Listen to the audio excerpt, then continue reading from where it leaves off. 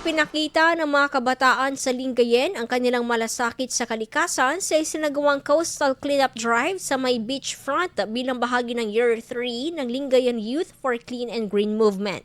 Nakolektang iba't ibang uri ng basura sa dalampasigan mula sa plastic hanggang sa iba pang solid waste na maaring makasira sa yamang dagat. Layunin ng programa na mapanatili ang kalinisan ng baybayin at mapalakas ang kamalayan ng komunidad sa pangangalaga ng kalikasan.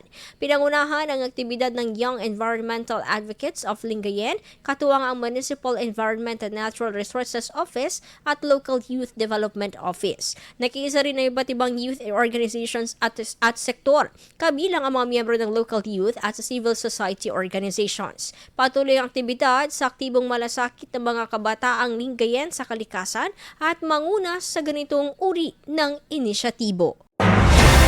IFM News. IFM News. IFM News.